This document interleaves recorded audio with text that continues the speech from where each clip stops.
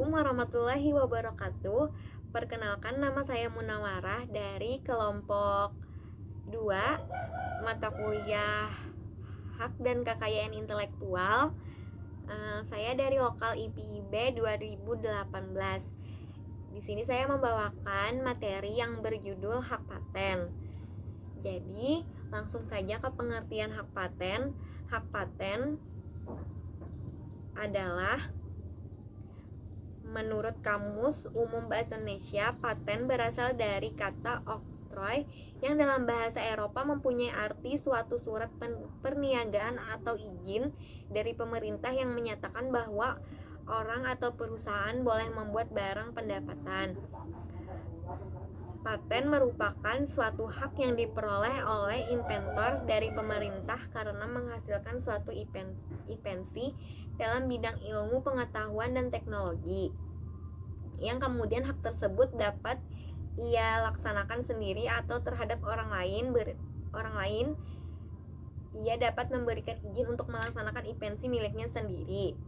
Adapun beberapa contoh hak paten, yaitu hak paten atas autentika oleh J. Habibie, hak paten alat pemindai oleh Warsinto, dan hak paten atas destination design oleh Apple.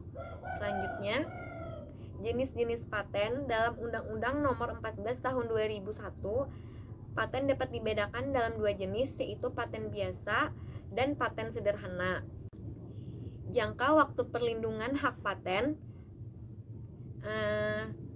sebagaimana diketahui di dalam pasal 8 ayat 1 diberikan untuk jangka waktu 20 tahun terhitung sejak penerimaan, dan jangka waktu itu tidak dapat diperpanjang. Sedangkan untuk paten sederhana diberikan untuk jangka waktu 10 tahun terhitung tanggal penerimaan. Jangka waktu itu tidak dapat diperpanjang juga. Jika masa perlindungan hak paten telah berakhir, maka suatu invensi akan menjadi publik domain sehingga pihak lain dapat memproduksi dan menjualnya secara bebas. Aturan mengenai masa berlaku paten dimaksudkan agar tidak ada pihak yang secara terus-menerus dapat mengontrol seluruh industri sehingga dikhawatirkan dapat merugikan masyarakat dan sistem perdagangan. Hak paten dan kewajiban pemegang paten. Menurut Abdul Qadir Muhammad, konsep hak kekayaan intelektual meliputi 1. Hak milik hasil pemikiran intelektual melekat pada miliknya, bersifat tetap dan eksklusif. Dan yang kedua, hak yang diperoleh pihak lain atas izin dari pemilik, bersifat sementara.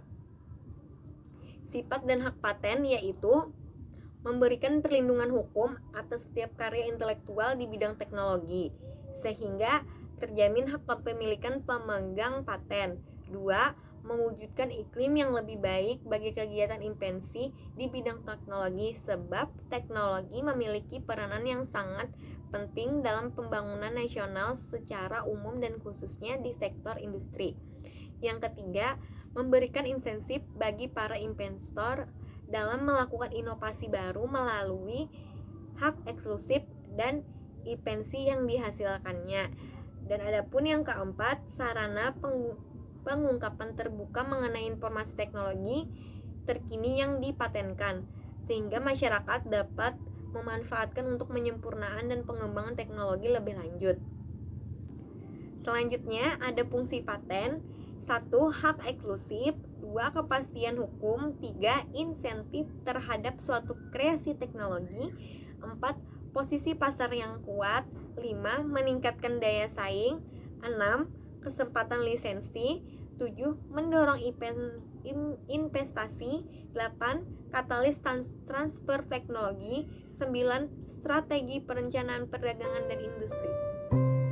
Sekian dari saya, itu saja yang dapat saya sampaikan. Mohon maaf bila ada kesalahan dalam pengucapan kata ataupun yang lainnya. Terima kasih sudah menonton. Wassalamualaikum warahmatullahi wabarakatuh.